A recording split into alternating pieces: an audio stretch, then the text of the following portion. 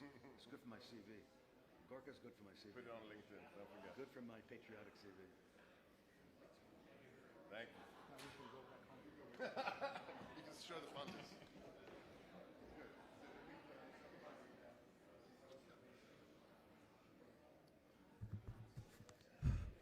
Okay. Can everybody hear me now? I think the Hezbollah tried to stop the microphones here, but we sent them a beeper. Solved the problem. So first of all, thanks for being here. Again, bright-eyed and bushy-tailed early this morning.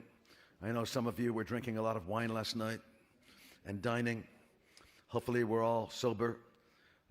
It's a very, and welcome back to the fourth and last day. You guys have been here for almost 4 full days, and we thank you. This last day of the 25th Shabtai World Summit on Counter-Terrorism, and it's a pleasure to see so many of you so early in the morning. Please don't forget to follow the instructions in the Home Front Command. I'm sure the Houthis see that there's such a distinguished delegation here that they might want to send something in our direction. I want to remind you once more that if there is a siren, you stay in this room. You don't go running out anywhere. You just calmly stay in this room, and we will continue our deliberations as if nothing happened, because you know, it's an advantage to be in the room you need to be in when there's a siren. So this is that room. We will have another full engaging program ahead with keynote addresses, and without any further ado, it's an honor to introduce our first speaker of the day, Dr. Sebastian Gorka, Deputy Assistant to the President of the United States and Senior Director for Counterterrorism at the National Security Council. Sebastian is a great friend of Israel. He's a veteran of this conference. He's our good friend. We greatly appreciate his friendship, and we also appreciate the patriotic bear hug we get from him every time we meet. And thank you for that. The floor is yours.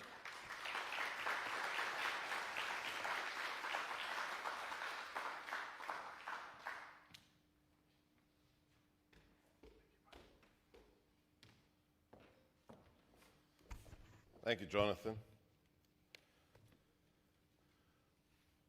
Otherwise known as the Casey Kasem of international conferences.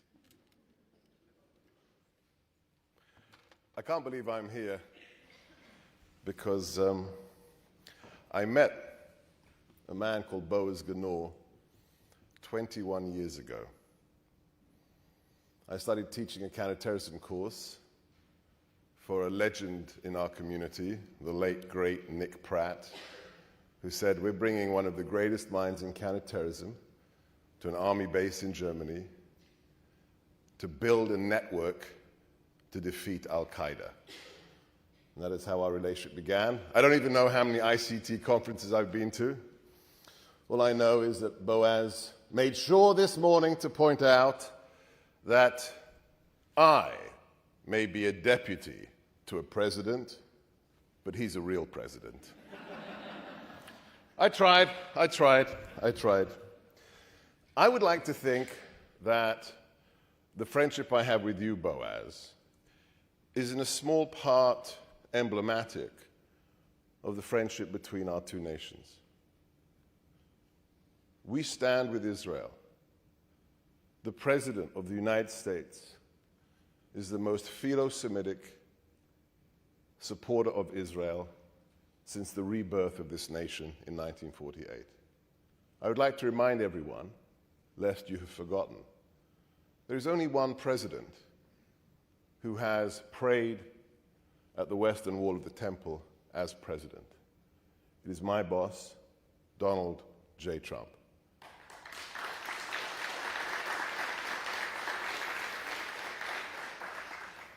Not only that, he did something quite stunning after 23 years of other politicians breaking their promise to Israel. He moved the embassy and recognized Jerusalem. And I will tell you a story about that in a moment. But first, I want to thank Boaz for inviting me. But on behalf of all Americans, I say this not as somebody working in the White House, but I say this as a taxpayer. I say this as a member of Judeo-Christian civilization. I thank you for what Israel has done in the last 712 days.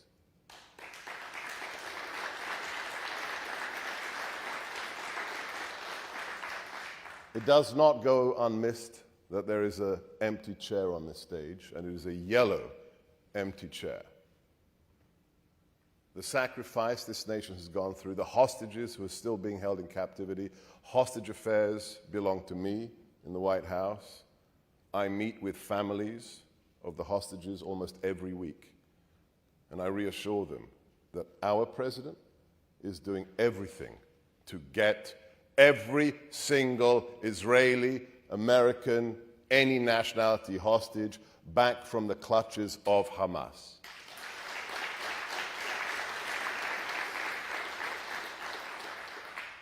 I think of the 18 graduates of this college who have died in the war with jihadis in the last 2 years. I think of the hostage that was a graduate of this school. And I think of the amazing mathematics of what happened on that day. If you put the numbers killed on October the 7th, the biggest loss of Jewish life since the end of the Shoah, since the end of the Holocaust, and you project it onto the size of the American population, we are still suffering mentally and spiritually from the events of 9/11. But if we had gone through October the 7th in the same proportion to the number of Jews who were killed, we would have lost 34,000 Americans that day. So we cannot even relate to what happened. But I've seen the video of what happened that day, the unedited version. And as I said as a private citizen after I had been shown that video, I hope the people of this great nation find everyone responsible, kill them, bury them, and salt the earth above their graves.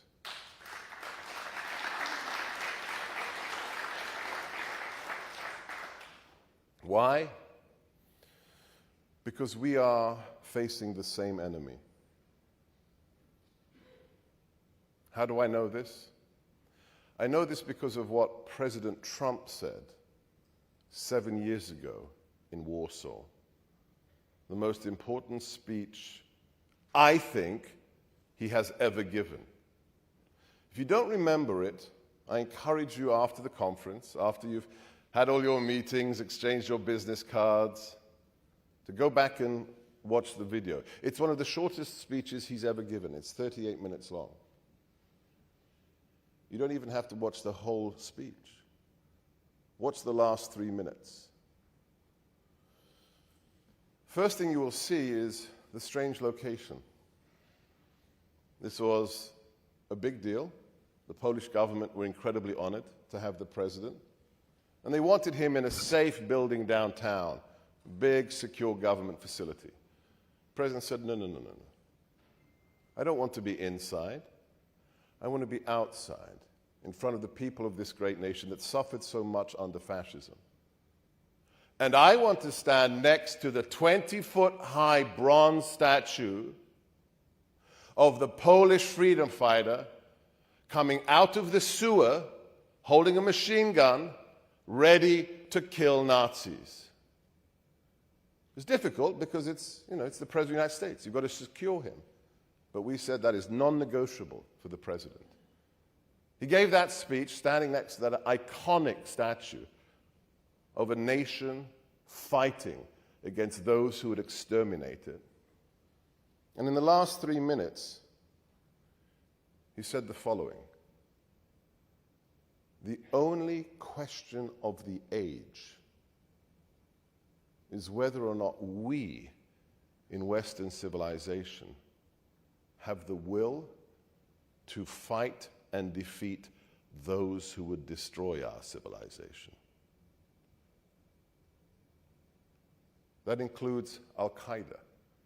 That includes Hamas, Hezbollah, al-Nusra. It includes Antifa, that President Trump declared a terrorist organization 4 hours ago.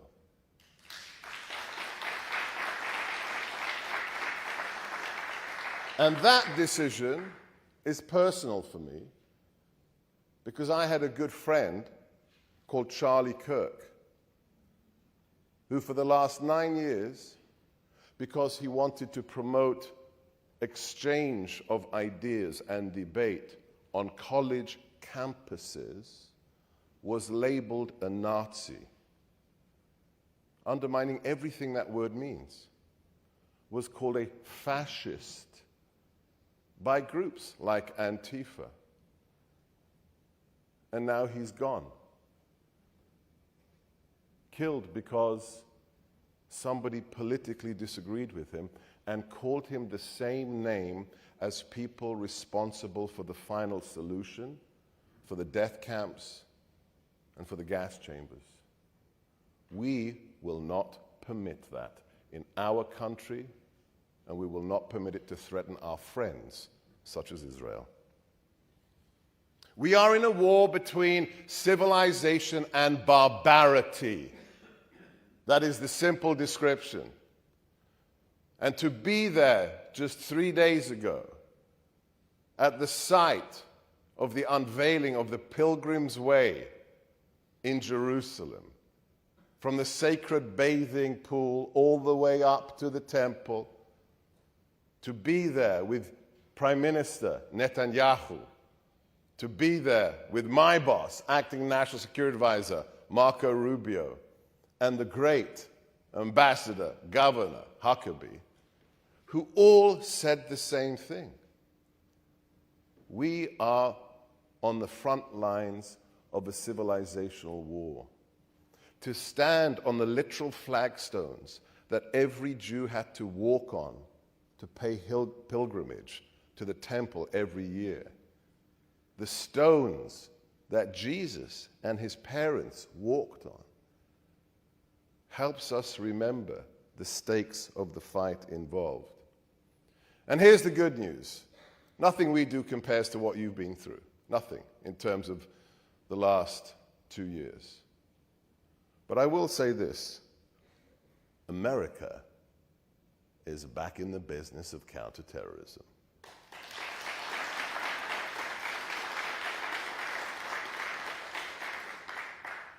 We are on the cusp of unveiling our new counterterrorism strategy for the president. But I think you know what will be in it. Because since the 11th day of the administration, thanks to the work of my incredible team in the National Security Council, we took our first strike against an ISIS leader. And since that time, less than 9 months ago, America has killed almost 400 jihadis, leading jihadis, around the world. Those who want to enslave or kill you, your family, us, and anyone who stands in their way. Not only that, and for some this is hard to cognitively accept, in the first week, the president designated the cartels as terrorists. Let me take this opportunity at this incredible event, at this beautiful college, to explain why. Again, it's about numbers. Not numbers of September the 11th or October the 7th, but numbers to do with those killed by drugs in our country. When I had a national television show, I dedicated one of those episodes to the question of the cartels. This was before I came back into the second Trump administration. And I decided to add up the numbers.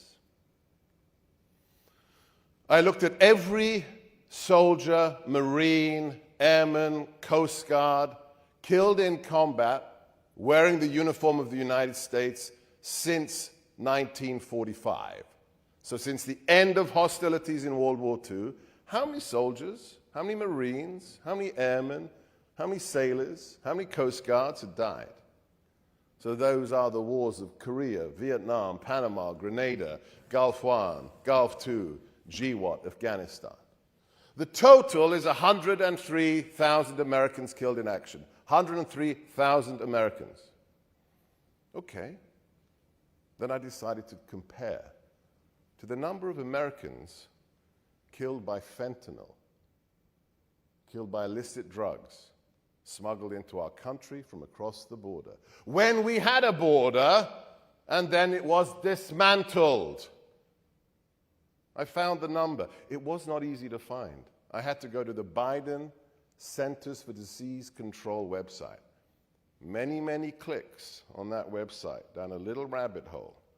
I found the number. In the second year of the last administration, the Biden-Harris open border administration, 110,000 Americans were killed by the drugs the cartels have brought into our country. More Americans died in 1 year than in 70 years of combat. That is why President Trump has declared war on the cartels, why he is using the might of the greatest military in the world to neutralize them. And that is also why we will take any threat seriously and use the ultimate means against them. Whether you're killing 31-year-old fathers on college campuses, whether you're a jihadi trying to do the next 9/11, or whether you're a member of a cartel. So we are back in the counterterrorism game. Let me finish by telling you that story about the president's decision concerning Jerusalem, because it tells you who this man is. And it kind of underscores what an Orthodox friend of mine told me many years ago. Jeff, I hope you're watching. He said, America and Israel, genetically connected since the beginning, since the founding, which we will celebrate the 250th anniversary of next year. My Orthodox friend said, you know why America and Israel get along so well? Because America is the greatest nation made by man. Israel is the greatest nation made by God.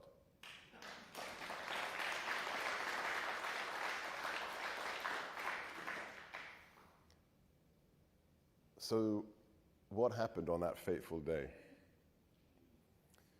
I can't reveal the names, it would be impolitic of me. But during the first administration, when President Trump said, we're moving the embassy and we're recognizing Jerusalem as the eternal capital of the eternal nation of Israel, only 3 members of his administration supported him at the cabinet level. Despite the fact that multiple presidents had promised to do this for more than 23 years, starting with Bill Clinton. And every 6 months since President Clinton said we're going to recognize Jerusalem, the American executive, the commander-in-chief, had to officially inform your government, sorry, we're not doing it this year.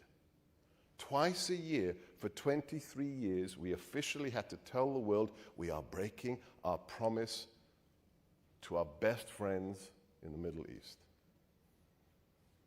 Well, that was unacceptable to President Trump.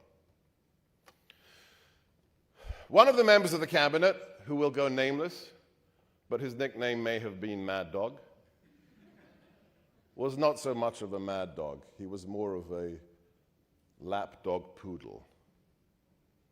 And it hurts me to say that because I spent 2.5 years of my life teaching the devil dogs at Quantico. I love the Marine Corps. Sorry, Gavin. Sorry, John. This warrior of a Secretary of Defense told the president, don't do it. You can't move the embassy. You mustn't recognize Jerusalem, sir. You will ignite World War III, and I don't have enough Marines to protect all of our embassies in the Middle East. What was President Trump's response? He looked at quote-unquote Mad Dog, and he said, well, Jim, I'm doing it. I'm doing it for 3 reasons. Number 1, because I promised the American people during the campaign. Number 2, because we, the American people, promised the people of Israel 23 years ago. Oh, and thirdly, Jim, by the way, it is the right thing to do.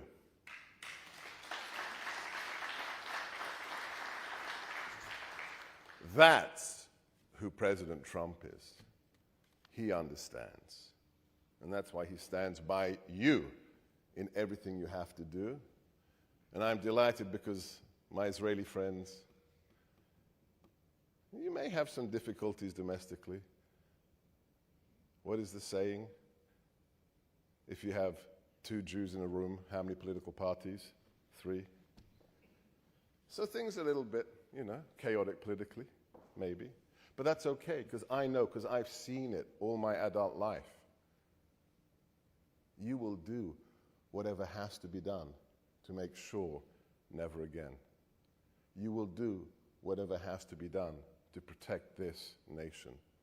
And I thank you for it. God bless all of the members of the IDF who are on the front lines, in the intelligence centers, that are fighting the civilizational war on the front line. But let me close by saying that we must have a holistic, a comprehensive, and a sophisticated understanding of the genesis of what we are witnessing today. Where does it come from? This idea that beautiful young girls at a pop concert in the desert can be slain hiding in a toilet. I've seen the videos. Unarmed members of the IDF decapitated with rusty garden implements. I've seen it. You know it. You've lived it. You know, those are your relatives. Where does it come from? It comes from ideology. And one of the things we are going to take very seriously in the new draft counterterrorism strategy for the president is to understand we can kill terrorists very efficiently. We have demonstrated that in the last 8 months. But if they can continue to recruit replacements for the people we kill, it's an endless cycle. It's Sisyphean. It's pushing that rock uphill. What is the ultimate victory in this civilization battle with barbarity? It is to attack, to use a Clausewitzian phrase, the center of gravity of the global jihadi movement. Be it Shia, be it Sunni, the center of gravity is the ideology of global jihad. An ideology of global jihad that we are seeing on the campuses of the greatest colleges in the world in America. From the river to the sea is not a political chant, it is a genocidal chant. And we will deal with the ideological seeds that eventually result in the murders, the deaths, the decapitations. My State Department colleague, my good friend, Greg Legerfo, will have some exciting announcements to make later. The rest of his colleagues also will be issuing a document in the very near future that I have been permitted to just quote 2 sentences from that demonstrates how serious we are in understanding why anti-Semitism is at the heart of the war we fight. Anti-Semitic protests, attacks, and violence against Jews and Jewish institutions continue to escalate worldwide. Contrary to the popular impression that these anti-Semitic actions are all organically driven, US government reporting shows that foreign malign actors are seeking to inflame, exacerbate, and foment unrest and division, which we are concerned ultimately promotes anti-Semitic ideologies. This is not organic. This is not natural. This isn't just freedom of speech. This is an ideological war being seeded, being propagated by those who wish to destroy Judeo-Christian civilization. And we take it very seriously. Why? Because as the President said 7 years ago in Warsaw, the only question of the age is whether we have the will to fight and defeat those who wish to destroy our shared civilization. God bless Israel, God bless America, God bless you all.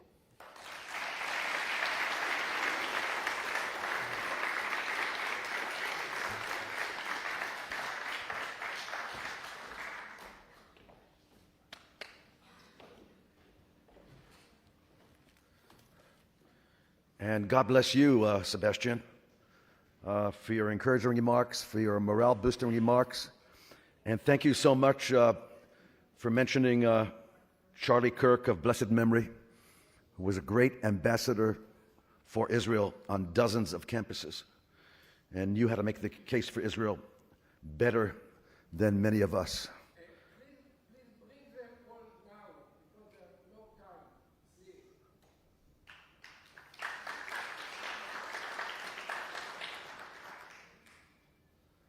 And now, it's my pleasure to introduce Gregory Legerfo. Did I say that right? Legerfo? It says here, it's a soft G. So I want to make sure that I said that right. Especially you have an important position, I could get into trouble afterwards if I didn't say it right. He is the acting coordinator for the Counter-Terrorism for the Bureau of Counter-Terrorism at the Department of State. He is a career senior foreign service officer with the rank of minister counselor. He served in Iraq, Egypt, Jordan, and Tunisia. And you look like you came out of those services in those countries in one piece.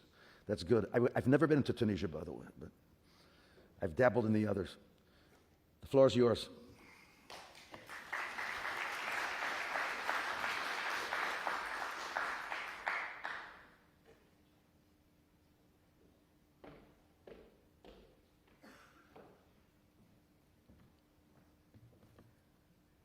Good morning. Thank you, Jonathan, and thank you to Sebastian for warming up the crowd.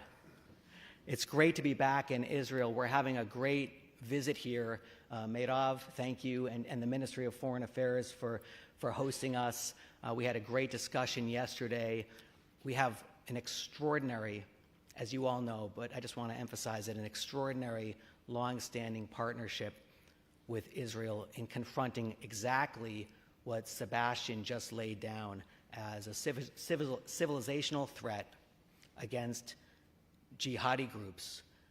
I did get out of my assignments in one piece, Jonathan, but in all seriousness, I've been at 3 embassies where we've taken casualties from terrorist strikes, and all 3 attacks were from jihadi groups over the years, and it's something that has shaped my career. One of the reasons I'm here today, and then more broadly, just an honor to serve in this administration, as Sebastian laid out, the clear-eyed approach that we have in confronting terrorist threats. The President has made clear we will confront those who threaten our civil liberties, including freedom of speech. And as you all know more than anyone, over the last 712 days, the confrontations that we have to take when necessary to confront those who threaten our way of life. I'm going to talk a little bit today about the diplomatic efforts that we're making to underpin all that Sebastian explained. We have an exceptional interagency team in the White House and across the Department of War, the State Department, our intelligence community, to confront terrorism. It's a great group. We're making great progress. As Sebastian said, We've taken action when necessary in Africa, across the Middle East to confront ISIS and other threats.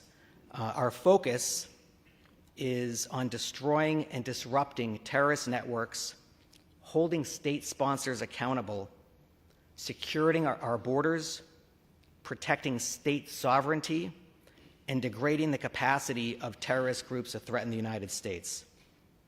The Trump administration's approach to counterterrorism recognizes that America first does not mean America alone.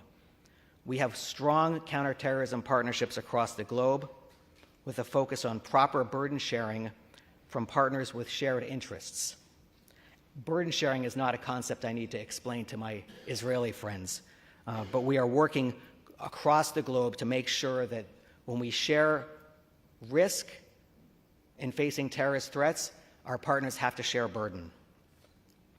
The threat landscape today is different from what we faced on the eve and during the aftermath of the September 11, 2001 attacks. ISIS and al-Qaeda continue to inspire their followers across the globe to conduct attacks, including in the United States, Israel, and Europe. ISIS in Syria and Iraq and ISIS Khorasan in Central Asia show ambitions beyond their regions, and al-Qaeda affiliates in Africa continue to grow. Additionally, Iran and its terrorist proxies, including the Houthis, Hezbollah, and Hamas, continue to destabilize the Middle East and present a clear threat to the United States, Israel, and our regional partners. Iran and Hezbollah remain determined and intent on continuing their campaign of terror, targeting dissidents, Jewish and Israeli facilities and persons, and former United States officials around the world. And as Sebastian just said, all of this takes place in an environment of rising anti-Semitism. The collaboration between criminal and terrorist groups is rising. This includes the Western Hemisphere, where the Trump administration has made clear the importance of security and sovereignty of nation states, and we're setting the example by securing our own border. Transnational cartels and gangs, such as those in Mexico and Venezuela, devastate their communities and present a direct threat to U.S. security, including through their involvement in human trafficking and the trafficking of drugs. Fentanyl last year caused an estimated 80,000 deaths in the United States. As Sebastian said, this has been going on for several years. This requires us to increase our attention to our own neighborhood, deepen coordination and partnerships in the Western Hemisphere, and as part of this broader approach, we're working with partners such as Paraguay and Ecuador to confront Hezbollah and other Iranian proxies across the Americas, and the expanded threat from their increased funding and planning activities in the Western Hemisphere, as well as potential ties of convenience with Western Hemisphere-based terrorist cartel groups. The Trump administration is clear-eyed and focused on identifying these threats and using all means necessary to eliminate them. The administration has used, when necessary, military tools decisively against terrorist groups and nations threatening the United States, in the Middle East, Africa, and the Western Hemisphere. Our designations authorities cut off resources to dangerous groups. Secretary Rubio has designated 14 cartels and gangs in the Western Hemisphere since the start of this administration, giving the executive branch the necessary tools to confront these threats. The administration has sanctioned several Iranian networks, including those who smuggle oil, shadow bankers, and the shadow fleet of vessels and management companies. And just yesterday, Secretary Rubio designated 4 Iranian-aligned militia groups in Iraq as foreign terror organizations. The United States works closely with our allies through our Counter-Transnational Terrorism Forum and Law Enforcement Coordination Group to improve awareness and coordinate action against Iran-supported terrorist activities. You may have seen a statement on that a couple months ago with us and some of our European friends. Through these and other fora, we are steadily convincing countries to designate, ban, and otherwise restrict Iranian-linked terrorist activity, including those of the IRGC. These efforts continue to yield results. Just a few days ago, Ecuador designated Hamas, Hezbollah, and the IRGC as terrorist organizations. In addition, the United States provides training on counterterrorism financing with a focus on Iran and its terrorist proxies around the globe. These training efforts have supported countries' designations of Iranian proxies, including Hamas and Hezbollah, the arrests of Hezbollah financiers, and significantly improved coordination among international partners. The United States will continue to share information which allows countries to hold terrorists accountable through their criminal justice systems.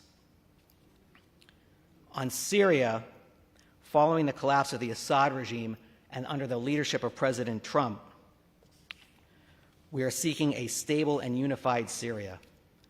ISIS remains a threat in Syria, and to ensure its enduring defeat, we're focusing on the ISIS detention facilities and displaced persons camps in northeast Syria. As a result of our diplomacy and the efforts of our partners in the region, many countries have repatriated their nationals and prosecuted them where appropriate. The United States, under President Trump's leadership, intends to create space and opportunity for the Syrian government to succeed, including against Iran and ISIS. This also includes asking our European allies and regional partners to share the burden for addressing this security interest. We will continue to monitor Syria's progress in ensuring that ISIS does not take hold in Syria and does not threaten U.S. interests. Another tool we have is the 89-member Coalition to Defeat ISIS. It's a massive coalition. It's probably the biggest coalition of nations diplomatically in recent memory, probably since World War II.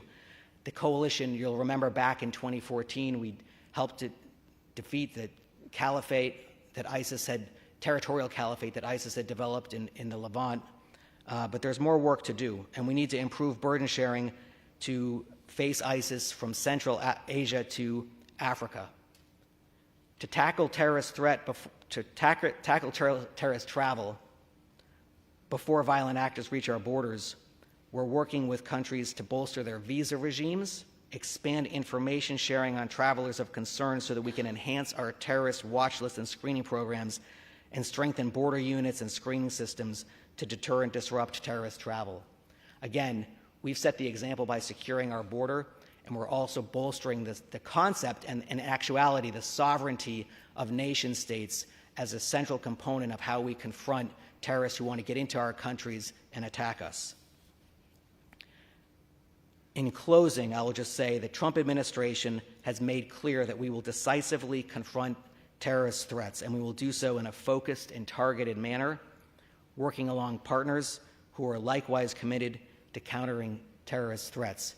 You all here on the front lines, we are with you. We're with you in the struggle against Hamas and other jihadi networks. Thank you for having me here today. God bless you all.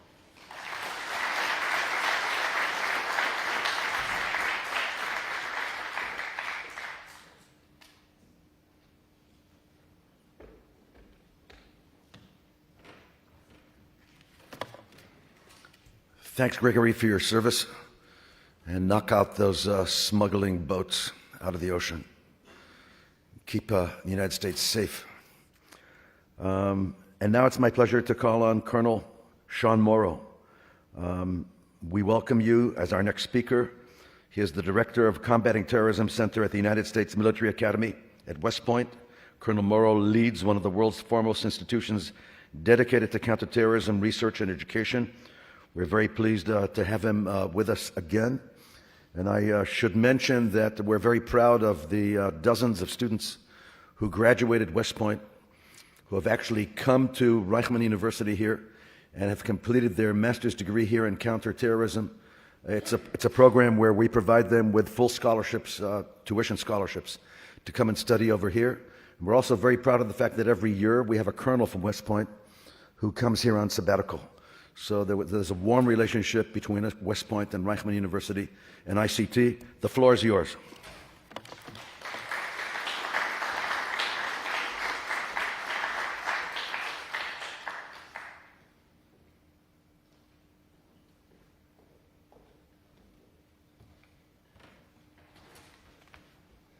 Good morning, friends. It's an honor to be back here at Reichman University, and we're so grateful to Professor Reichman and his vision and his effort and his persistence to make this the place that it has become. President Ginor, it's always an honor to be invited to spend a few days with you, but most importantly, to spend some time with this community that you have helped to build. I'm very proud of the long-standing friendship and relationship that our Combating Terrorism Center at West Point has with ICT. But of course, the relationship between West Point and Israel and the Jewish community is not a recent one by any means. In 1802, half of our first graduating class at West Point was Jewish. Now, though Simon Magruder Levy himself made up half of our first graduating class of 2, he started a proud tradition of over 1,000 Jewish graduates who have demonstrated excellence in our Army. But one is even more notable, not just for what he did for our Army, but what he did for Israel. General Mickey Marcus, who graduated from West Point in 1924 and served a complete career in the United States Army, was recruited by David Ben-Gurion to come here in 1947 and help in that war. Although he gave his life here in Israel, he's buried on our campus at West Point, and his blessed memory serves as a reminder to our cadets on what it means to serve, to be a warrior, and to be someone committed to your nation and your people. And for him, that was both the United States of America and Israel. West Point is in the business of training our cadets to be war fighters and to be lethal. And their ability to see his plaque in our synagogue and to walk past his gravesite or jog past it on our campus is just a tremendous opportunity for our young leaders to think about their future and who they might become. Though I'm an infantry soldier and also a political scientist, I sometimes take on the role of amateur philosopher. When I was here 2 years ago, what I spoke about was imagination. I asked our colleagues here to reflect on imagination, but mostly where it had failed us in the United States and where it had failed around the world when it comes to counterterrorism, and how we could better use our imagination as scholars, as policymakers and practitioners to better prepare to fight against terrorism. And this morning, what I want to ask those of you that are here is to pause from the fight and have an extension to that debate or conversation I started 2 years ago, and to go back and think about definitions. How do we define terrorism? Few places in the world understand more deeply that these definitions matter than those of us here in this room, in this time, and in this place. The definitions help shape strategy, law, legitimacy, and perhaps most importantly, the definitions impact human lives. So today, I want to ask you to think about the evolving definitions, not just how they've changed and why they might remain contested, but also what this implication has for the future of the definition and how scholars, operators, and policymakers should be thinking about this question. Since at least the 1970s, scholars have noted that terrorism is perhaps one of the most contested terms in international relations, with over 200 definitions cataloged around the world. Governments, international organizations, academic disciplines will all ask us to think about multiple different elements of the definition. First is the actors, right? Is terrorism something that only non-state actors can commit, or can states terrorize their populations? We think about the method and often reflect on the violence, but what about the intent? What is the target of the intent? Who are they trying to instill fear in? It's not often just the target. But then we think about the target. Most definitions want to tell you it's about civilians and non-combatants. But what happens when it's our military and our government in a non-combatant or outside of a war zone situation? And this ambiguity is not just scholars and policymakers playing around with words. It affects extradition treaties, sanctions, UN resolutions, battlefield rules, and perhaps most importantly in the modern era, public perceptions. For instance, the US Code defines terrorism as premeditated, politically motivated violence perpetrated against non-combatant targets by subnational groups or clandestine agents. In 1994, the UN took a shot at this in the General Assembly and used a much broader wording, emphasizing that it could include criminal acts, and that important notion that it was also about provoking terror in the public.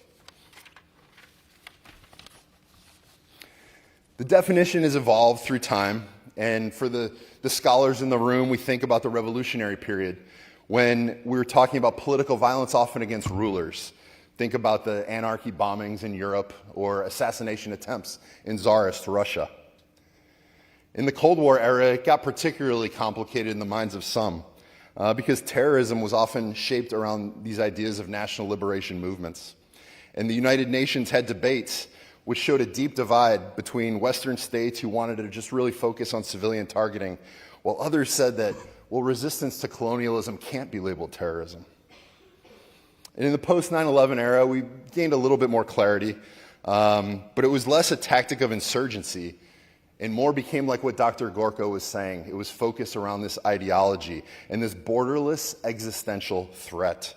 The 2001 UN Security Council resolution marked a turning point because it obligated states to suppress financing and support for terror groups without even offering a clear definition of what terror groups are. It gave states the freedom to interpret that. And the debate over whether governments themselves can commit terrorism resurfaces often, and especially when states deliberately target civilians. Look now as President Zelensky consistently beats the drum that Russia, not its proxies, but Russia, is itself a terrorist entity. Groups like Hezbollah might try to attempt to blur the line, pretending to be a political party or a social movement or an armed militia. But nobody is really fooled by this self-driven narrative. They're exactly who we know they are, and we must name them directly as such. Often some of the existing definitions are based around our historical understanding of violence against hard targets in real tangible space. But we need to really start thinking about what this means now and in the future, in the digital realm, in the cyber realm, in the AI realm. Radicalized individuals acting alone, whether inspired by jihadist propaganda or political ideology, also challenge definitions that in the past have required there to be an organizational struggle or a clear political objective. Israel's been central to the definitional struggle, and for decades, this community has lived with attacks on buses, restaurants, kibbutz, synagogues, and more recently, the awful attacks of October 7th. Israelis know better than anyone that choosing these definitions impacts the legitimacy of the fight. And international forums have sometimes tried to hesitate to label attacks here as terrorism. But you've provided the legal framework to define terrorism as an act committed with political, religious, or ideological motive intended to provoke fear or public panic or to force a government or international organization to act or refrain from acting. And this legal clarity has given Israel operational tools to fight this fight today and in the future. In my own country, our recent declaration of cartels as foreign terrorist organizations has opened up a whole array of tools and policies to fight a scourge coming across our borders that, as Dr. Gorka has said, has killed more Americans than any combination of knives, guns, or bombs ever has. And we might not come up with a consensus on a universal definition. We certainly aren't going to do it right here in these 15 minutes that I have with you. And in fact, we'll probably all leave here with different ideas of what it is and what it should be. But there are some principles that can guide us. And the first is just a focus on intent and targeting. The use or the deliberate use of violence against civilians or non-combatants for political, religious, or ideological aims. We can leave here knowing that there can be multiple levels, even within the same society or nation. That legal scholars must have very precise definitions to prosecute organizations as terrorist organizations or individuals as terrorists, but that operators often need the flexibility to be able to prosecute attacks on targets. We have to anticipate the new domains, cyber, drones, AI-enabled attacks that may produce the same strategic effects as traditional terrorism, but in a way we haven't thought about or seen yet. I think it's also important that we preserve a normative clarity. Because if everything becomes terrorism, then the term loses its meaning. It's a very powerful meaning. But likewise, when we hear the old adage about freedom fighters, we must ensure we stand firm against a slide into moral relativism, particularly when the victims are our elderly, our children, our innocents, our hostages. No man committed to freedom and liberty and justice will intentionally pursue the death of innocent life, of life that cannot be defended. That's solely the domain of cowards. That's solely the domain of terrorists. The evolution of terrorism's definition tells us something slightly profound, right? It's a concept that's not static because the act of terrorism itself is not static. It's constantly evolving and changing across all of those factors that I recently raised. For academics, we must continue the rigor in clarifying the terms. We got to build on the seminal works of Dr. Bruce Hoffman and Alex Schmidt to just continue to think not only what it is, but what it will become. For operators and policymakers, it means that we have to adapt our strategies and our tactics to threats that may no longer be just about bombs, but also about cyber, about narratives, about legitimacy, about information. As Dr. Gorka said, it's about an ideology. As our colleague in the room, Jenny from Latvian law enforcement, was telling me yesterday, we don't spend enough time thinking about the information domain of terrorism. That's where the ideology expands. That's where the tactics and the attacks come from, is the information domain. A failure to do so, a failure to think about this information and ideological domain, really misses some of the fundamental elements of new definitions of terrorism. And for all of us here today, especially in this time, in this place, at the true forefront of the fight against terrorism and against an ideology that wants to kill, it's important that we continue to lead at the cutting edge of both theory and practice. We need the scholars to keep doing the work. We need the think tanks to keep helping us understand. We need the policymakers who are willing to know that although the United States has had this pivot to strategic competition, this fight, this counterterrorism fight, remains critical, and we have the assets to prosecute it. And to the operators on the ground, I don't need to tell you anything. I just need to thank you. Thank you for being the ones that are willing to protect the flock. Ultimately, no matter how we define it, I think it can sometimes simply come down to this. If our citizens, our people who we love, feel terrorized, then we're dealing with terrorism. It won't matter to them, to those who we protect, what the target was supposed to be. It won't matter to them what the political objective was. What matters is that they are afraid for their children, for their families, and they wonder, can we protect them? That's terrorism, when people feel terror. It's our duty to think about these definitions before we're surprised by the next evolution of actors, by the next evolution of tactics, by the next evolution of objectives. And it is an honor and a privilege to be in this fight with all of you. Thank you.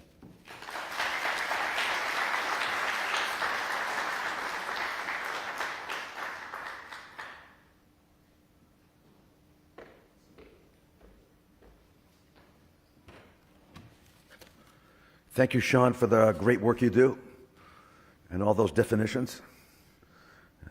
And we continue to find new definitions all the time as we evolve. It's now my pleasure to introduce Colonel Yishai Cohen, the Chief Integration Officer, Directorate of Defense Research and Development at the Ministry of Defense. Colonel Yishai Cohen is a graduate of the Talpiot program, which immediately says that you're some kind of a genius because not everybody gets into the Talpiot program. He's got a bachelor's degree in mathematics and physics from the Hebrew University and a master's degree in security studies from Tel Aviv University. We won't hold that against you, that you didn't do your master's here. Okay. He served in the IDF and in MAFAT, the Administration for Development of Weapons and Technological Infrastructure, for 15 years in various roles. He's currently the head of Planning and Integration Department at MAFAT. The floor is yours, Colonel.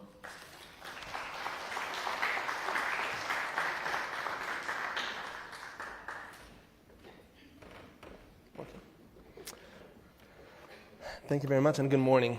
I'd like to discuss three main topics. First of all, to address the 12-day war with Iran, Operation Rising Lion, mostly from a technological point of view. Secondly, a few words about Mafat DDR&D and how we really try to maintain that qualitative edge that we have versus our opponents and in relation to Iran specifically. And I'll end with a few slides about defense tech and what's happening in the world, in the US mostly, in Europe and also in Israel, in regard to how we want to boost innovation and really, again, maintain that qualitative edge that is so important for us. So beginning with Operation Rising Lion. So success has several factors, and obviously surprise is a main factor, and we've seen that on the downside in October 7th, and then we've enjoyed being the surprising side, both in Lebanon and in Iran, and that is very important. The execution was exceptional, mostly the Israeli Air Force, the intelligence community, that's also very important, but I want to really emphasize on the technological point of view. So looking at these four main domains, air defense, UAVs, precise munitions, and space domain, I'd like to, in the next few minutes, discuss how Israel has managed, with quality, to overcome Iran's pretty sophisticated arrays that we've faced. So beginning with air defense, Iran notably has a vast amount of ballistic missiles and drones, and we've seen what those drones have done in the Ukraine and their ability to cut off electricity for Ukraine in the previous winter. And that was a main threat when we were going to face Iran.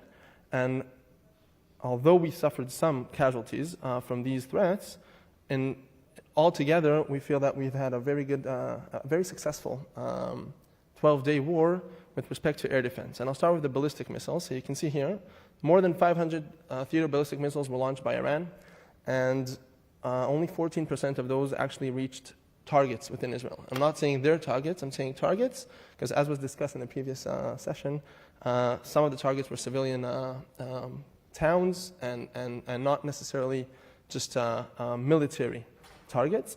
And 86% of them were successfully intercepted. And that is mostly thanks to the upgraded Arrow system that we have here in Israel, and in partnership with the US, that plays a crucial role both in the development, procurement, and in the actual war, where the US had boots on the ground helping us here in Israel. So that is a worldwide success, 86% versus these threats, and it is leaning on more than 2 decades of development of these systems that are well known to be the best of their kind in the world. Again, Arrow system, and in the next slide I'll touch Iron Dome for a moment. And from an economic point of view, so interceptors are known to be relatively expensive, and each interceptor can cost several millions of dollars, but we've seen what happens when a missile from Iran that has a warhead of 750 kilograms hits its target, and there the damage could be several hundreds of millions of dollars from one hit, and then the economic equation is already obvious that you want to intercept those threats, and you don't want to let them get through, leak through. And just a simple mathematic computation shows that if we had only 14% of those targets leak, the meaning is that the damage that could have been inflicted on us is 7 times higher. And that means that we would have had, if the actual damage is about several billions of dollars in Israel here, we could have had a much larger damage here. And that is an excellent success of the systems. And one more thing to note here is the fact that part of the reason that Israel has such good air defense systems is the fact that we have the ongoing, unfortunately, our neighborhood is not so pleasant, and we have that ongoing friction and a possibility to learn from the battlefield and quickly implement improvements to our systems. And you can see here that for the Arrow system, just several weeks before the attack actually happened, there was another upgrade to the Arrow system that helped it reach such high success rate. Moving on to drones, and I'll start with showing a video here. So this is the known Shahed 136 Iranian drone that has been very successful, unfortunately, for the Russian side in the Ukraine. And here in Israel, we've faced more than 1,000 of these UAVs during those 12 days, and only 2 of them reached the ground, didn't cause any significant damage. And that is a 99.8% success rate for our systems. Most notably Iron Dome, that is well known to be, I'd say, the best of its kind. And worth noting here again is the fact that Iron Dome didn't start as a system versus drones. Iron Dome started as a system to intercept 122 millimeter rockets from Gaza, And throughout the years, it has evolved and been improved to be such a good and successful system facing drones. And during the war with Hezbollah, we also learned some very important lessons.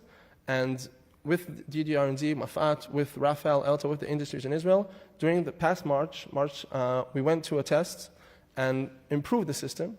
And those improvements met the field eventually and allowed us to reach such a high success rate. So that's for air defense, and I'd say the Iranians also have air defense systems, and they were all basically taken out by the IAF in the opening days of the 12-day conflict. And on the other hand, our air defense systems were able to work successfully throughout those 12 days. And that is one main factor in that quality edge that we always have to maintain versus our adversaries. Moving forward to UAVs. So again, the Iranians had UAVs, we have UAVs. Those 1,000 UAVs that the Iranians sent to here didn't really cause any damage. On the other hand, and these are all videos that have been out, our UAVs were able to actually hunt. So this is a ballistic missile launcher, and within this relatively short video, 3 of those launchers have been destroyed by our UAVs. Operating over Iran as if, I'd say, as if it was our backyard. We're used to our UAVs being very successful in Gaza, in Lebanon, and here we're speaking of UAVs that are operating 1,500 kilometers away above the Iranians and hunting their systems. And you could also see another strike here versus the launcher. You can really see that this is the launcher, a truck. So these strikes, 1,500 kilometers away from here by UAVs, show again that qualitative edge that we have with respect to what our UAVs were able to do and what their UAVs were able to do. Moving forward to precise munitions. So many countries in the world operate what's called smart bombs or precise munitions that have a range of several dozens of kilometers and are typically dependent on GPS to accurately hit their target. And what we were able to do in Iran and recently in other arenas too is to operate sophisticated long-range weapons that were able to hit targets from far away without endangering our own pilots, and to hit precisely with pinpoint accuracy those targets, regardless of the GPS situation in Iran. And that is a unique capability that Israel has developed throughout the past 2 decades, and we've enjoyed it very much in Iran. And again, in recent weeks, we've also seen it work in other arenas.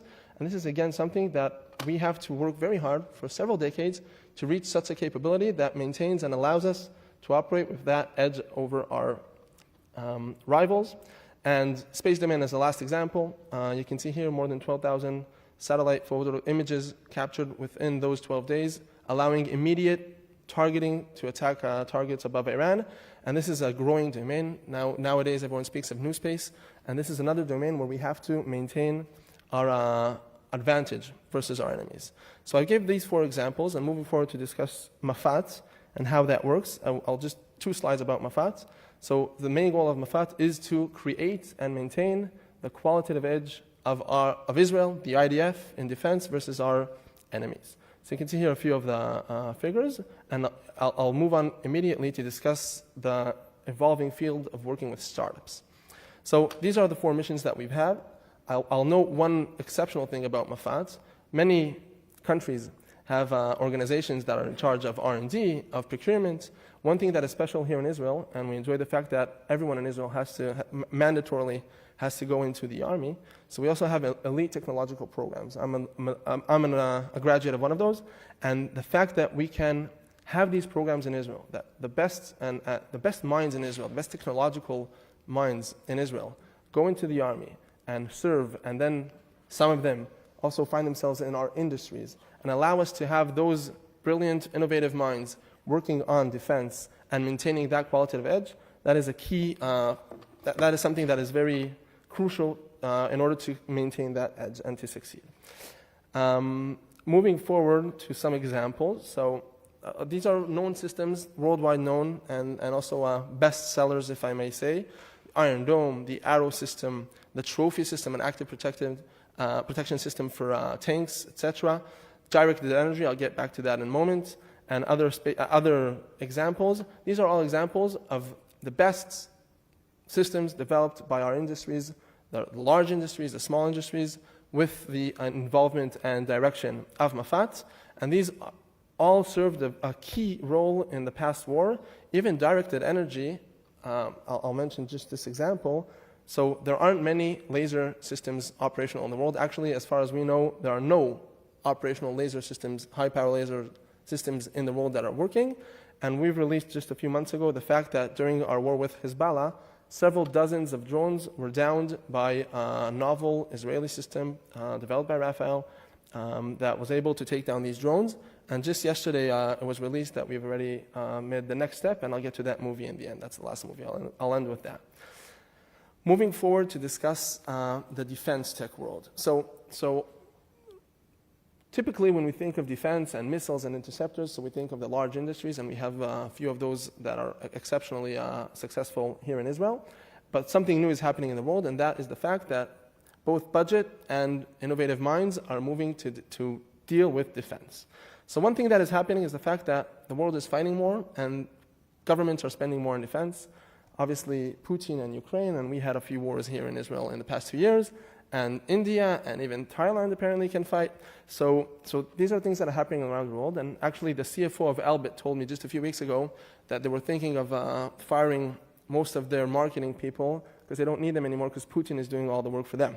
So the fact that the world is spending a lot more in defense, and you can see here the largest rise in defense expenditures since the Cold War, and you can see what's happening in Europe, and this is well known. Europe, the NATO countries have decided to enlarge their investment in defense to 5% of the GDP. So this is something that is happening in an exponential manner. This is not just a small increase in defense investments, and specifically in the US, and specifically in the past decade.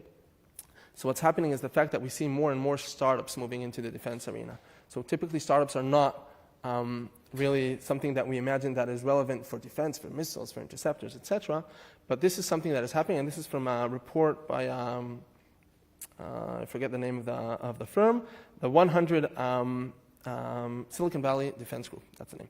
So this is a report showing that in the past year, in 2024, the federal expenditure on startups in defense is reaching almost $30 billion. And more important is the fact that private equity, private capital that is raised is more than that by the federal government.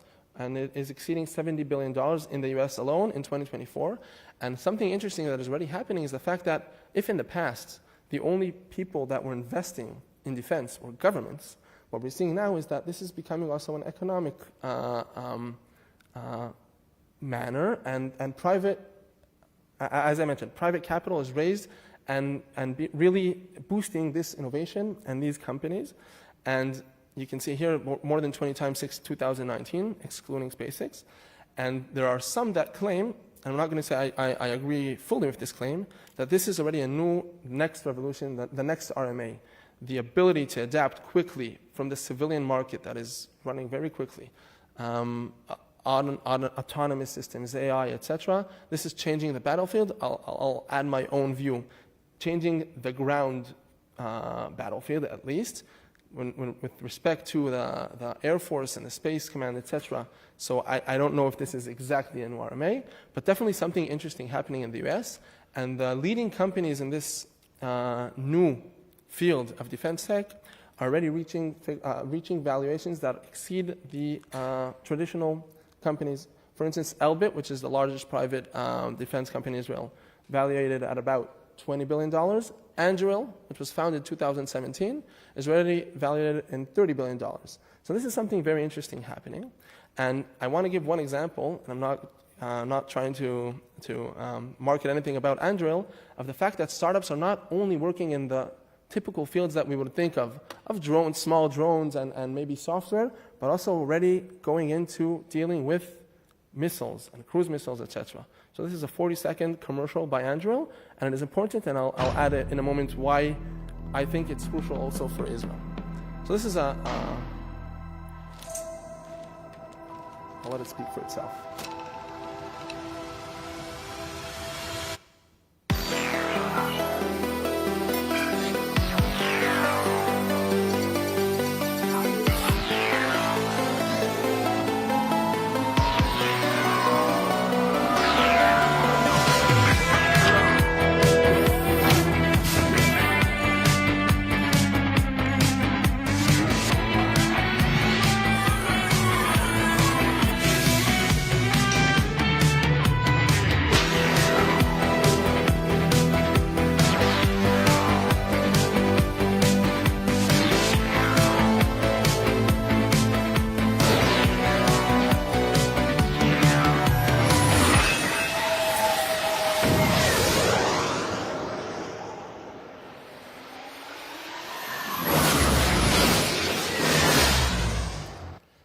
reason I show this video is not because this cruise missile is necessarily going to be the best in the world. There are very good cruise missiles around. But what's interesting here is the manufacturing. The fact that we're looking at a startup that is changing the way industries manufacture and produce equipment for the military. And this is a cruise missile. And the amounts and the fact that we're looking at cheaper ways to produce, and the fact that, as you see in the end of the movie, we're looking at vast amounts. There's a need around there in the world to have such components, and startups are going there. And here, and now moving to the Israeli point of view, we need also to do that leap here in Israel, to manage to have a thriving ecosystem of defense tech startups, not only for the fields that I'll touch in a moment of autonomy and AI and software and electronic warfare, but also to see that our manufacturing processes are moving and taking a leap forward. And just to touch in a few slides what we're doing here in Israel in Mafat. So we've established a brand, Mafat for Startups, and Dr. Danny Gold, the head of Mafat, has already set the goal several years ago that we want to work a lot more with startups. We want to have an ecosystem here in Israel of not only the large industries, but also see how those minds, those innovative, talented people that work in the startups can also contribute to our defense. So you can see here that during the war, this is from the beginning of the war, we've almost doubled the amount of startups that we work with in Mafat. These are all startups, more than 300 startups that have received a purchase order from Mafat, either an R&D contract or even an equipment contract. So this is the current state. You can see here that altogether, and this is just in half a year, about $150 million went from the government to startups. And worth noting also is the fact that some of these, about 10%, 11%, have also come from foreign governments, from G2G, government-to-government contracts. So this is something new that's happening in the past few years. And just this week, the US Army has came out with a program called Fuse, that they want to start working as a VC and to invest in innovative startups, small startups. And here in Israel, we're also aiming to exactly that, to manage to leverage the unique ecosystem of startups, the very short time to market, the very innovative thought. We have a need to have that type of ability also, in addition to the traditional and very successful industries that we have, in order to always be a step before our enemies.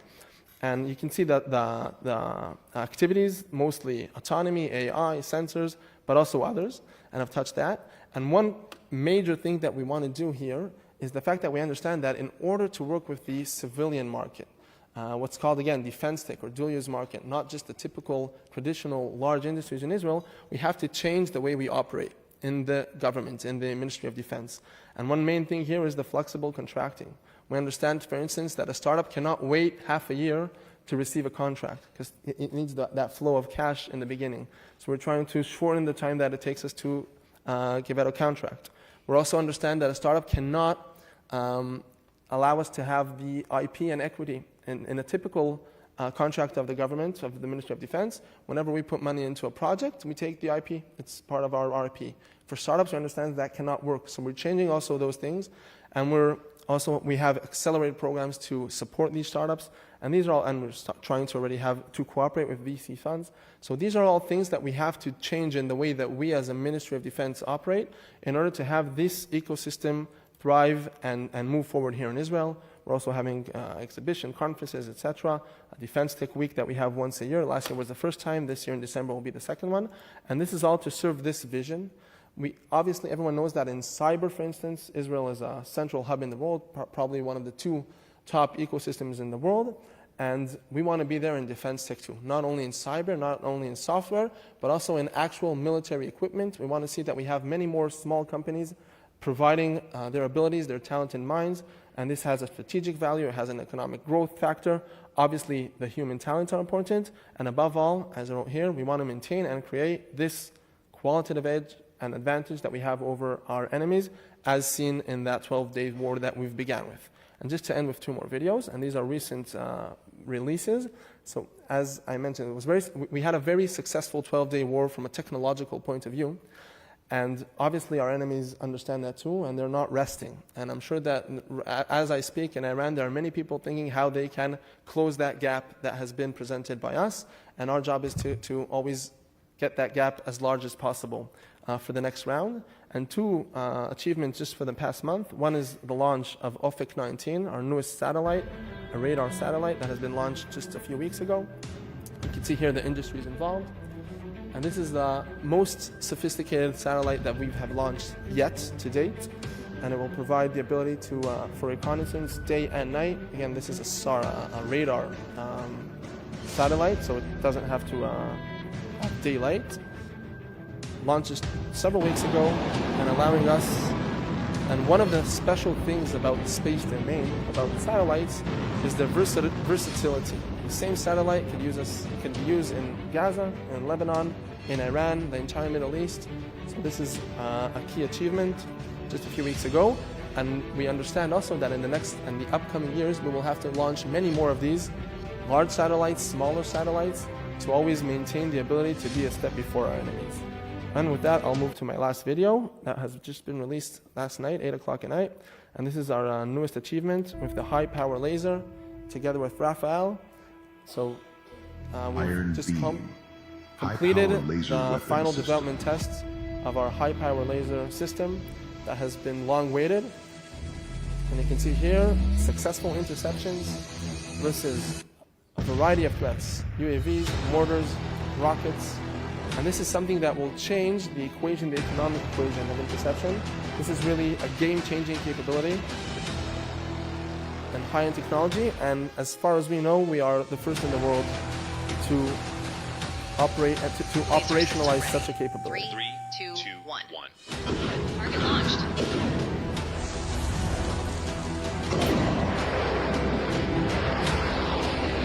Target engage.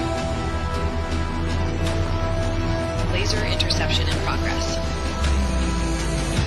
Successfully intercepted. Target successfully intercepted. Target launched. Target launched.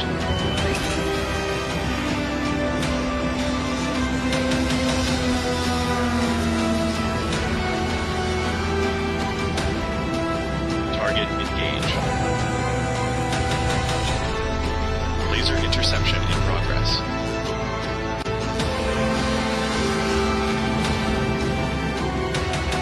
Successfully intercepted. Target successfully intercepted.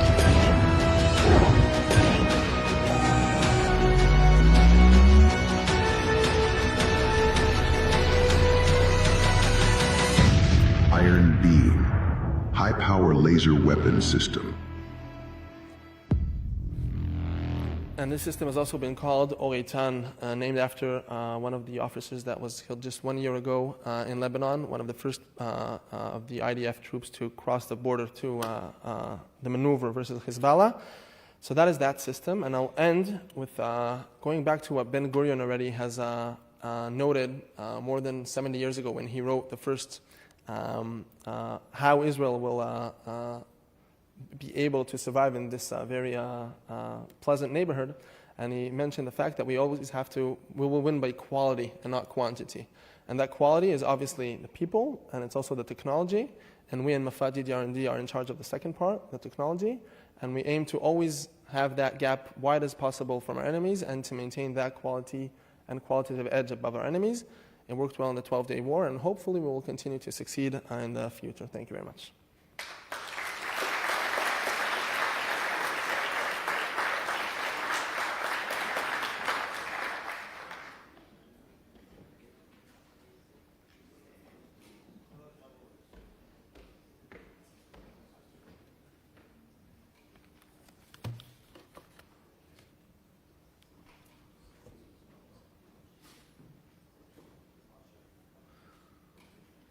Well, it appears that the iron beam is actually also a ray of light of hope. And economically, we can save billions by using that system. Now we turn to a more solemn and sad part of our program this morning. It's the memorial service for the victims of 9/11 and worldwide casualties regarding terrorism. As a result of this infamous day, 9/11, this is what brought the late שבתי Shavit, Professor Reichman, and Professor Ganor to create the World Summit on Counter-Terrorism. So this conference that you're at was actually launched by 9/11. And this ceremony is an opportunity for us to honor the memory of those whose lives were taken by terrorism and to reflect on the enduring impact of these tragedies on families, communities, nations. Once more, I ask Professor Ganor to come to the stage and deliver his remarks.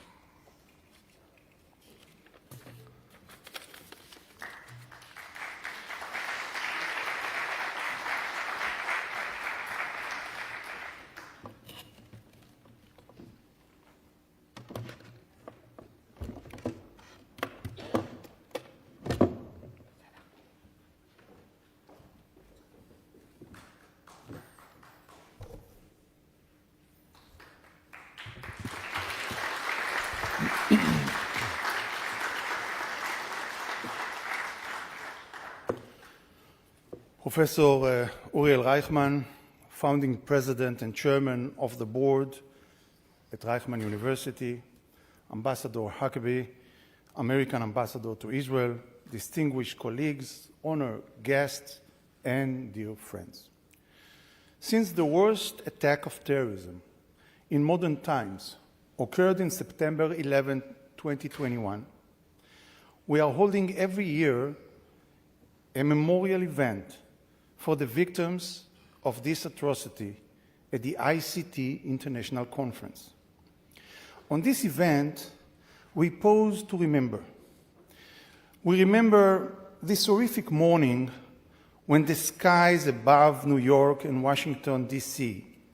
filled with fire and smoke, when nearly 3,000 innocent lives were stolen in the blink of an eye, and when the world changed forever. For Americans, that day is attached with memory as a wound that will never fully heal.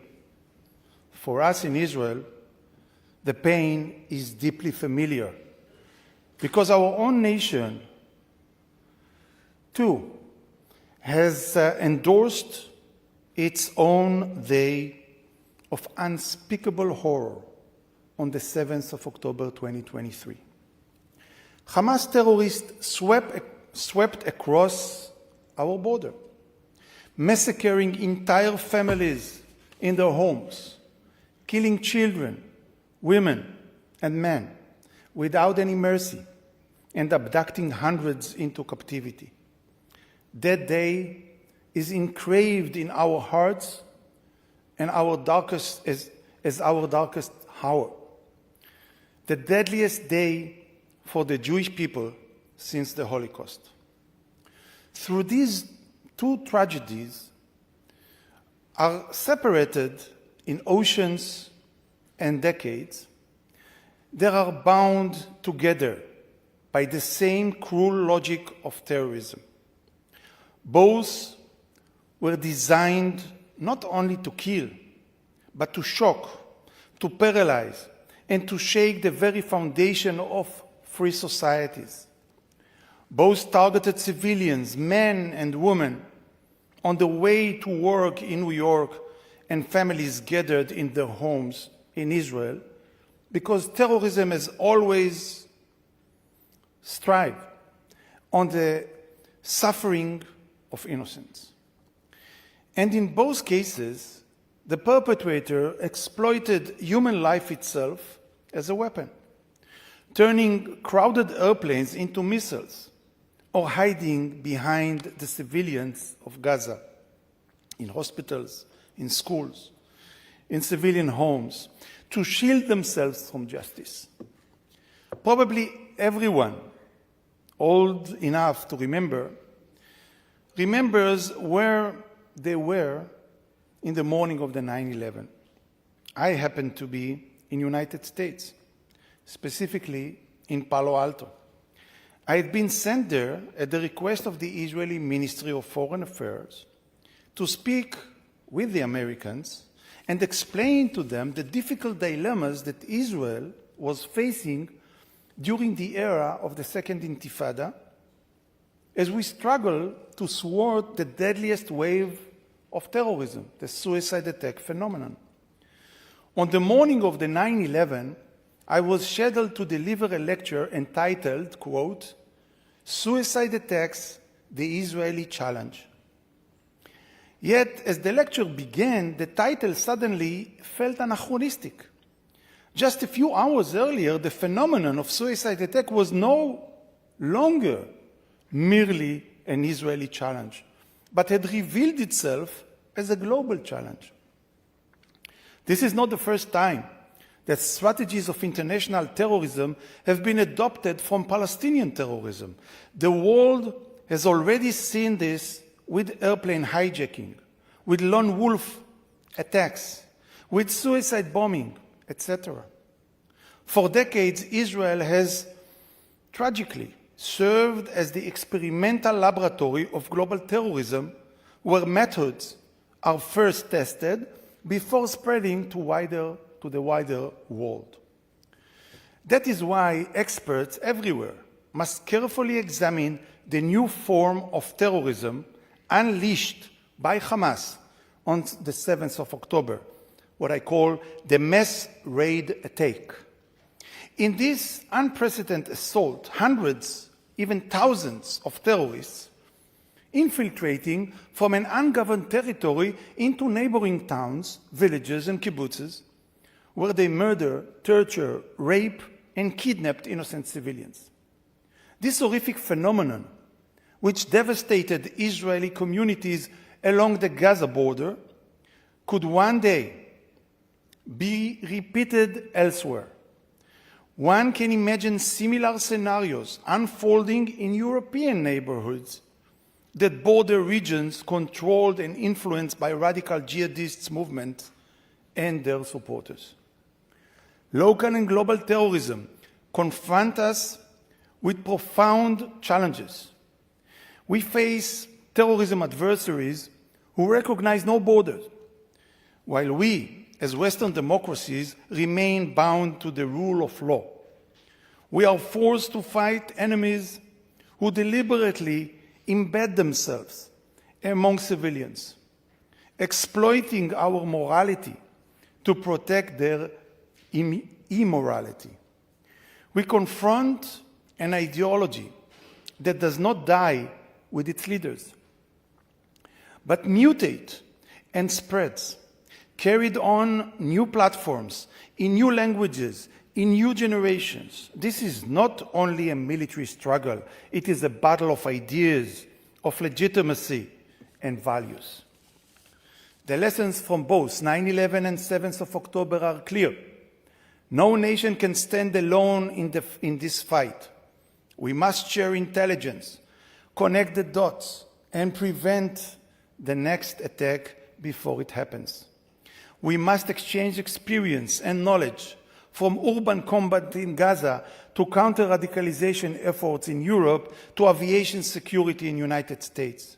And together, we must confront the moral dilemma that terrorists forces upon us, so that we can defeat them who abuse civilians without betraying the values we are sworn to defend.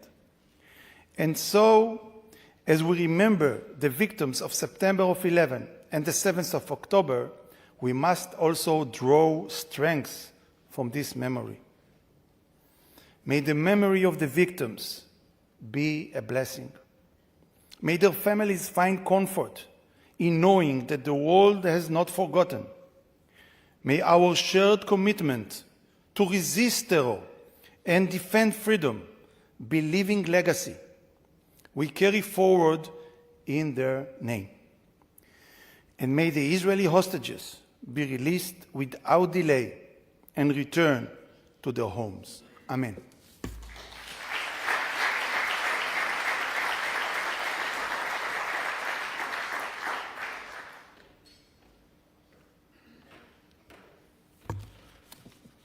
Thank you, Boz. I would now like to invite the U.S. Ambassador to Israel, His Excellency Ambassador Mike Huckabee, to the stage. It is our honor to have you with us. Ambassador Huckabee is the former governor of Arkansas, devoted and true friend of the State of Israel, And God bless you for your support of our country. We do not take it for granted. We've had many ambassadors here, very few like you.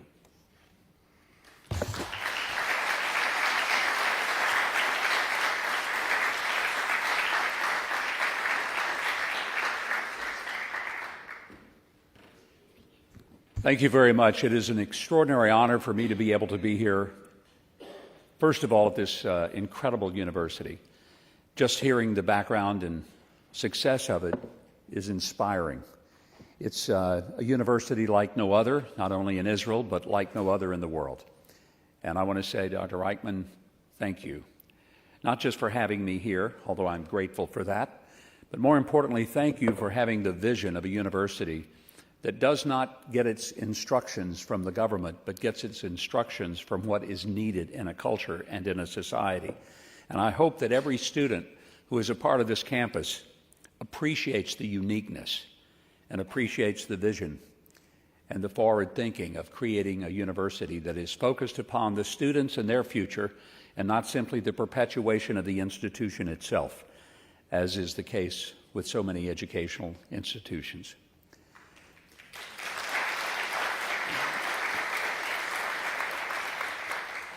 As Boaz was speaking about where we were on 9/11, I think it's true that any above the age of 5 will probably remember very vividly where one was on that day. I was serving at the time as governor of Arkansas. I was attending a meeting of the Southern Governors Association in Lexington, Kentucky. I just finished a breakfast meeting. I'd gone back to my hotel room to gather some things for the next round of meetings, as these things tend to be.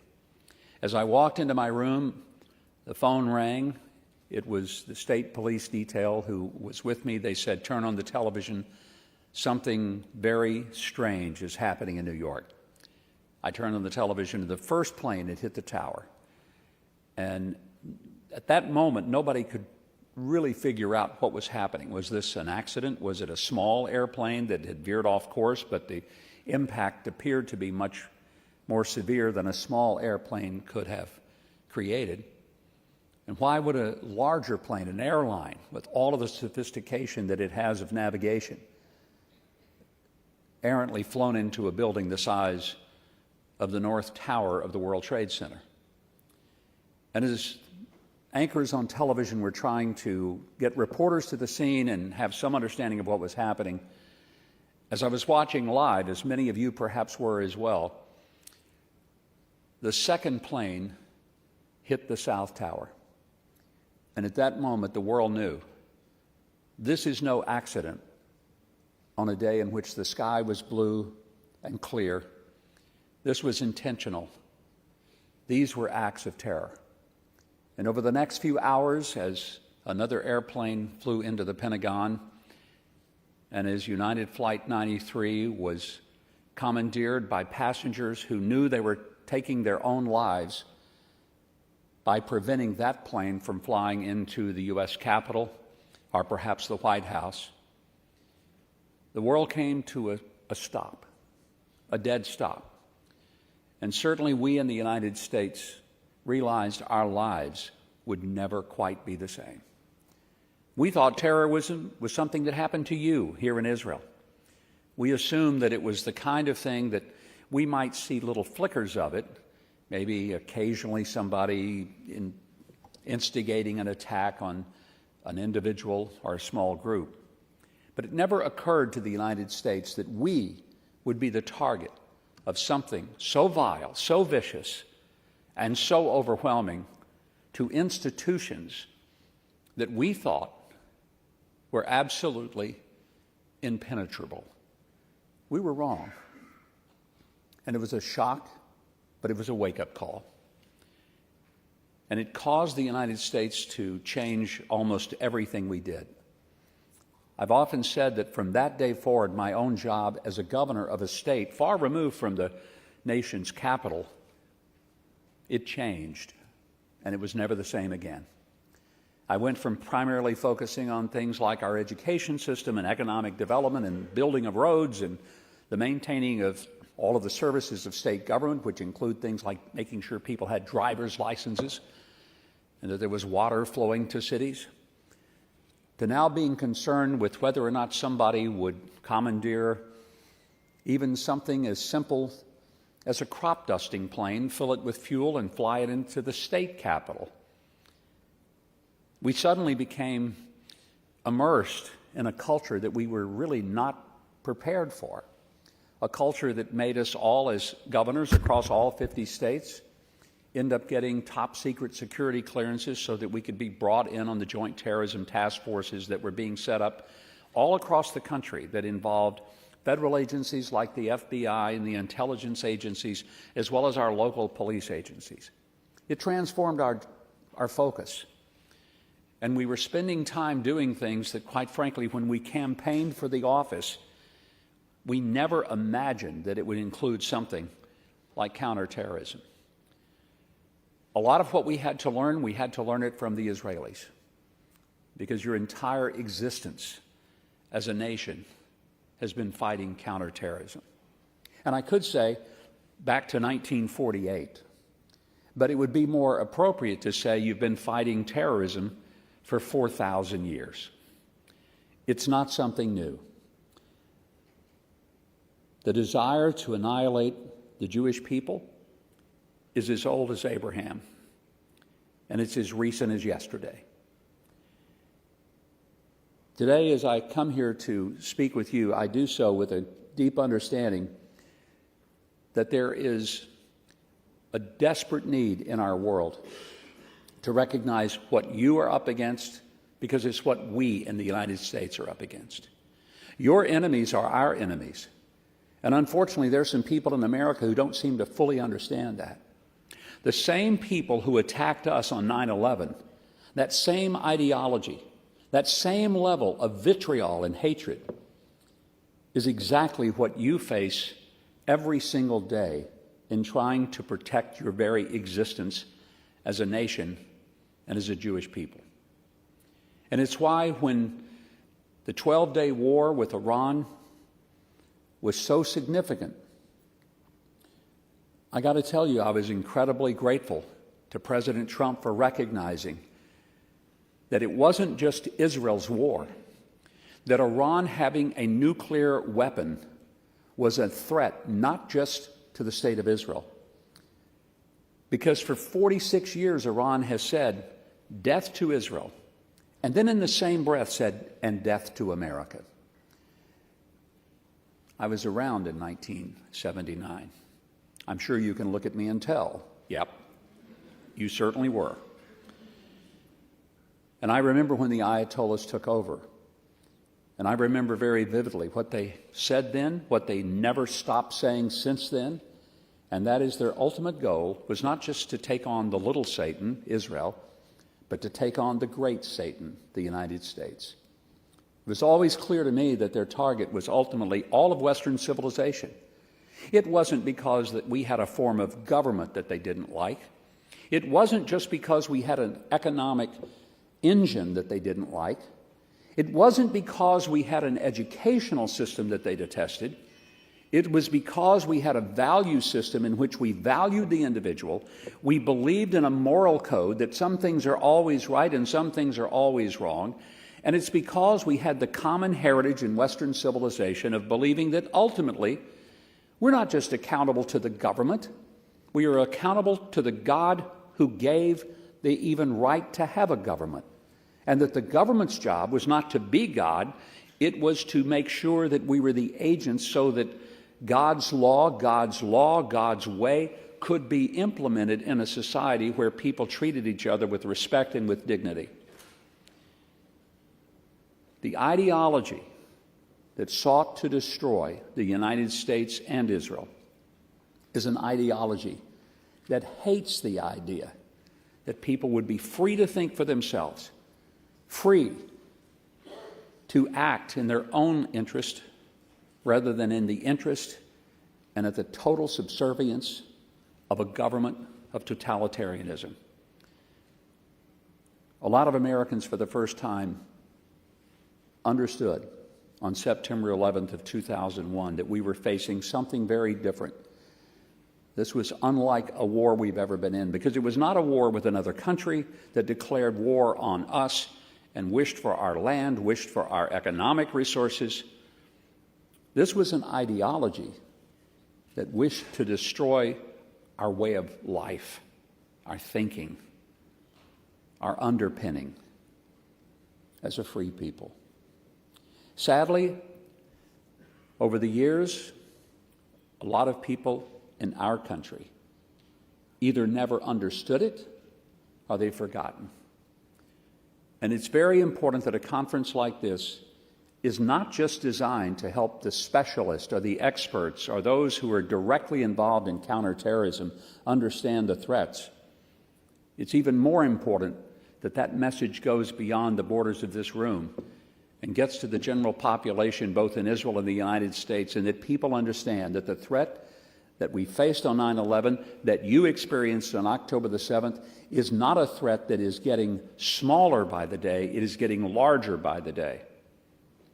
It outrages me that across this planet we have people that are blaming Israel for what's going on in Gaza right now.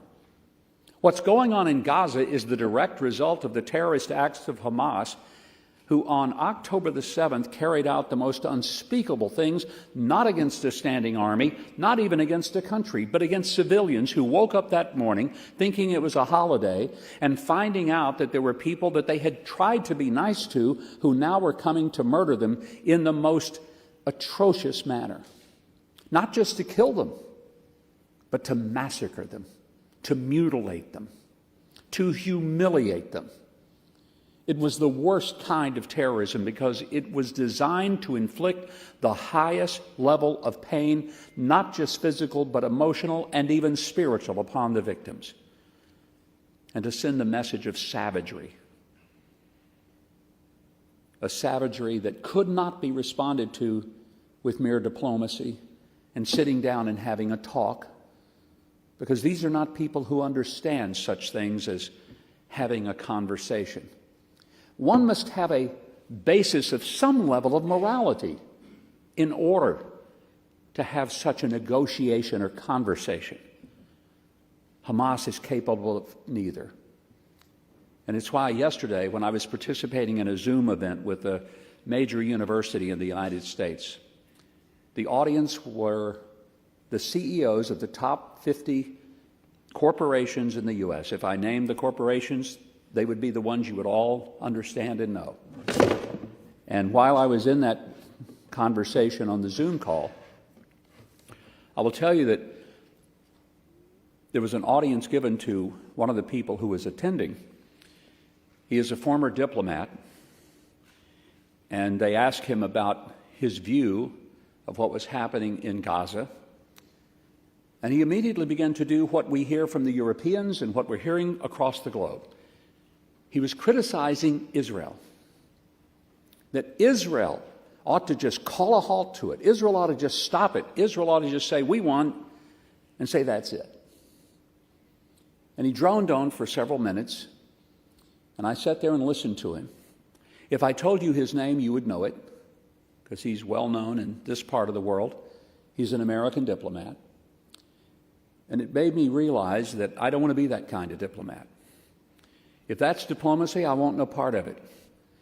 Because diplomacy that is nothing more than babble and vanilla-coated nonsense that somehow believes that everybody's just on the same side and that we have slight variations of opinion, that's what's going to get us killed. We must understand that there is a difference between light and darkness, between good and evil. There is a difference between up and down.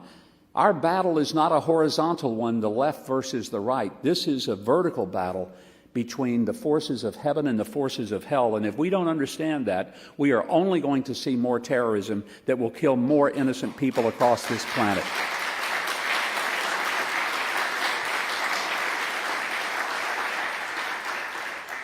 And so when he finished and he had completed his essentially blaming Israel for the prolonged war in Gaza, they finally turned to me and said, would I like to respond? And I was thinking, boy, would I. And I just mentioned the fact that Israel didn't start the war, but they were attacked, and attacked viciously, brutally, and without cause.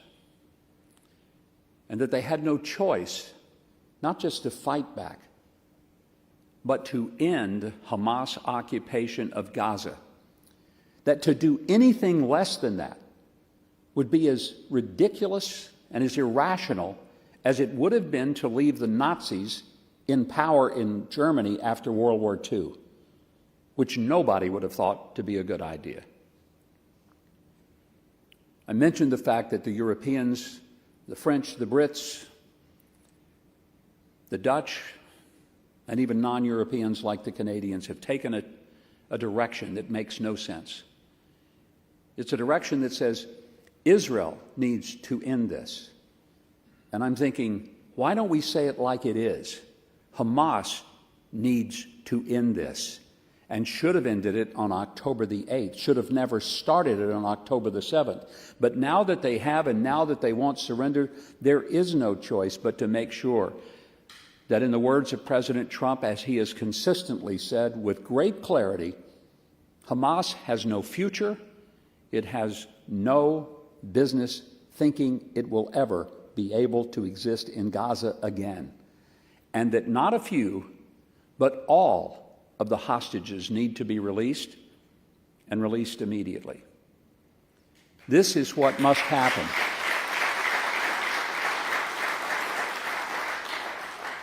How Israel prosecutes the war is a decision exclusively for Israel to make. The U.S. is not going to dictate what that should be. And I know there are many opinions within Israel about that. But I don't think that there's confusion within the state of Israel that there has to be a clear victory over Hamas.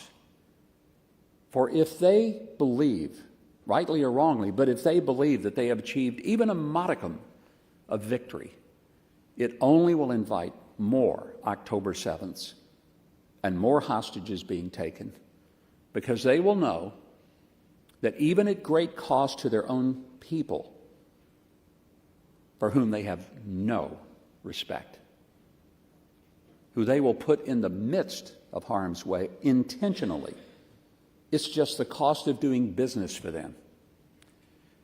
If they have any semblance they have achieved some level of success, they will only repeat this over and over and over again. I was hoping America had learned its lesson after 9/11.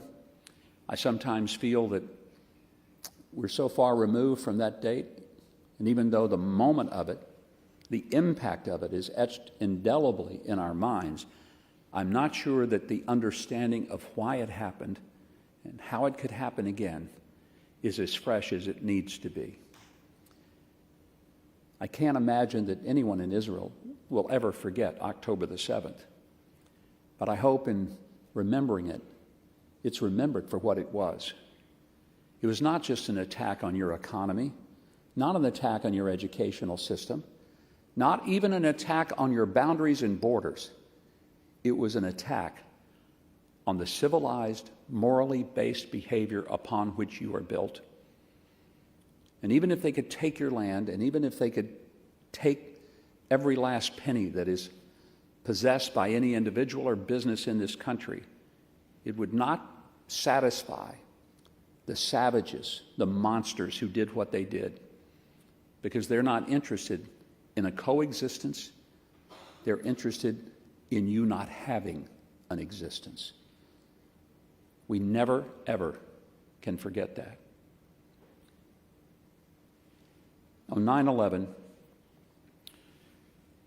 when the first airplane, which was American Flight 11, hit the North Tower at exactly 8:46 that morning, Eastern Time,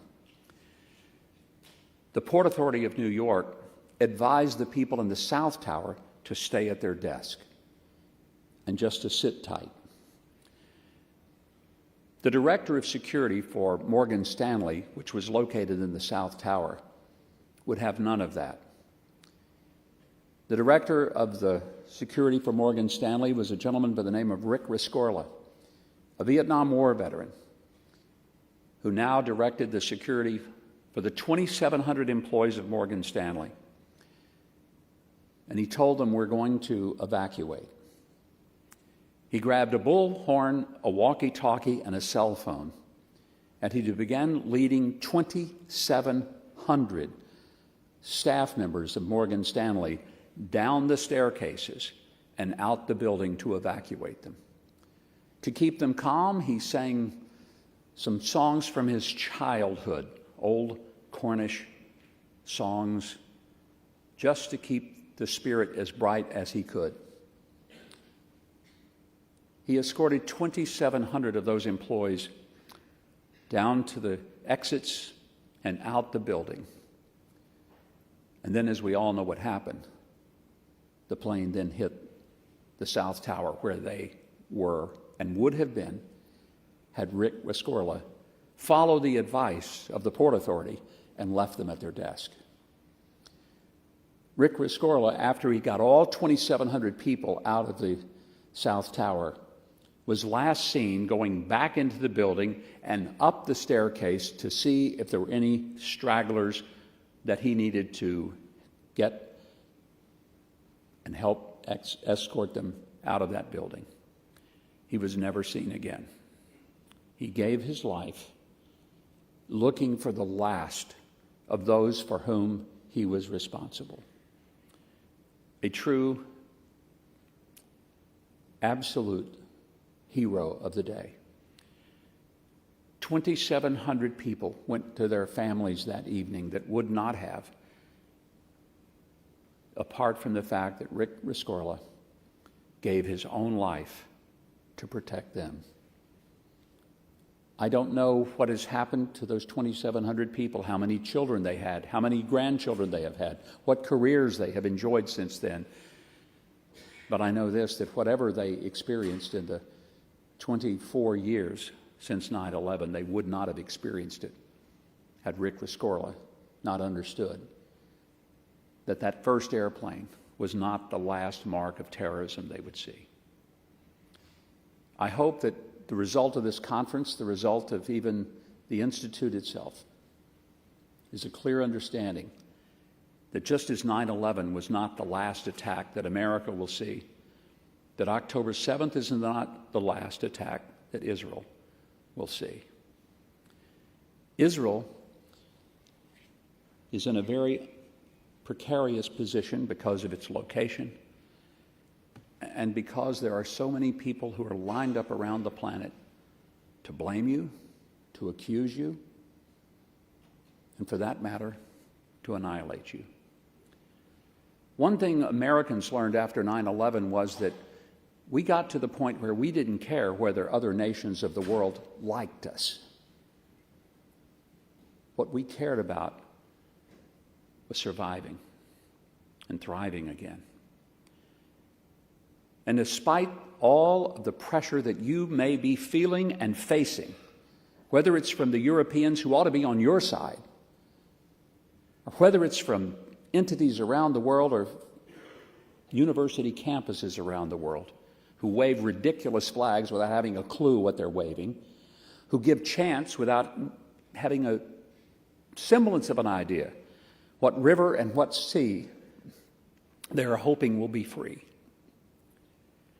I hope that Israel never forgets that the job that you have as a nation is that we have in the United States. It is not to live our lives so that people like us. It is not to live our lives so that people are considerate of us or they agree with us.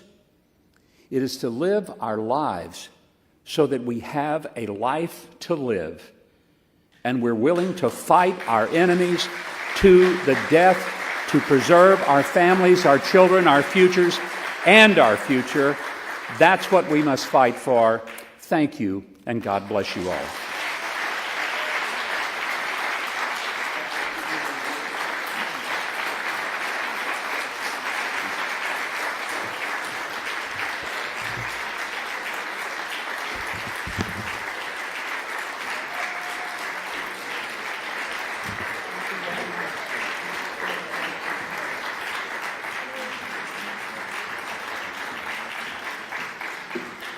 Ambassador Huckabee, there was a European ambassador here yesterday who will remain nameless.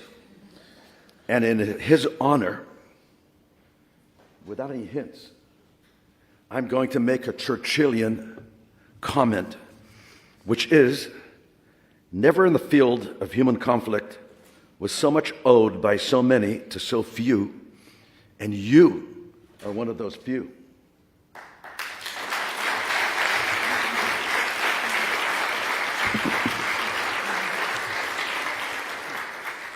And now we're going to gather here for a moment of silence. I am going to ask these four gentlemen over here to join us.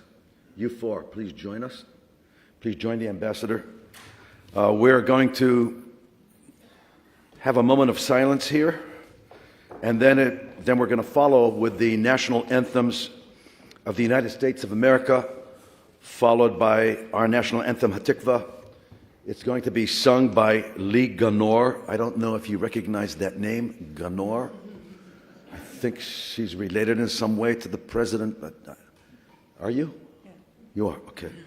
His daughter. And she's going to be accompanied by Sapir Brian and Idan Tendler. Okay, we are now going to begin our moment of silence.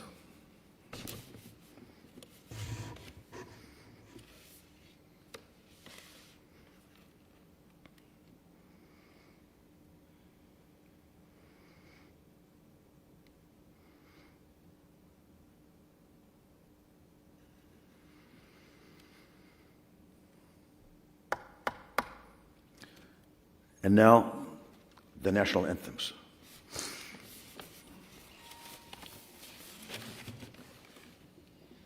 Oh, say, can you see by the dawn's early light what so proudly we hailed at the twilight's last gleaming, whose broad stripes and bright stars through the perilous fight o'er the ramparts we watched were so gallantly streaming, and the rockets' red glare, the bombs bursting in air, gave proof through the night that our flag was still there. Oh, say, does that star-spangled banner yet wave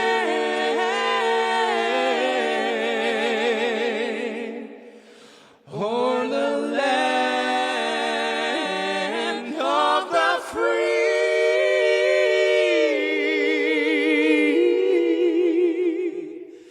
and the home of the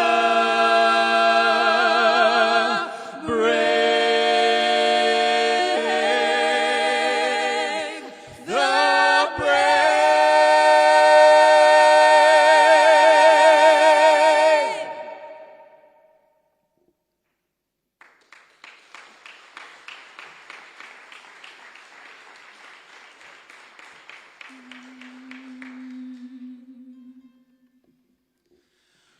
Kolot balevav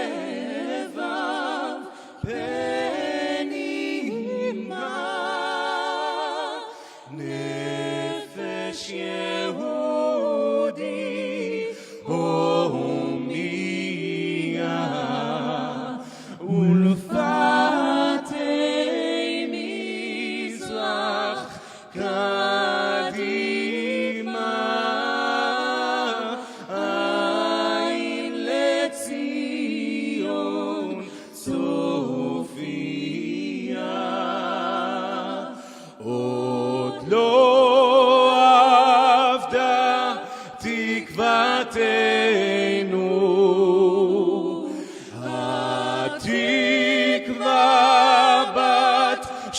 מאות אלפיים,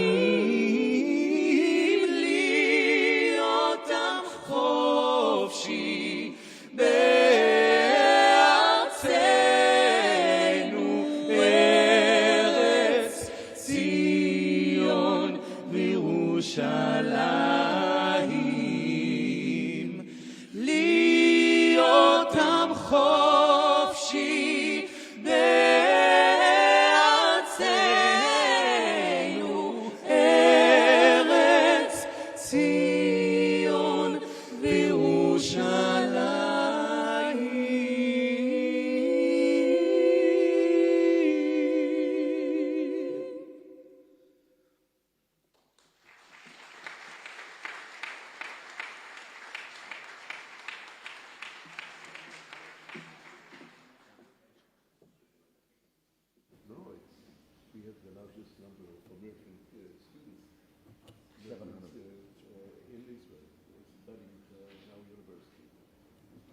You may be seated, folks.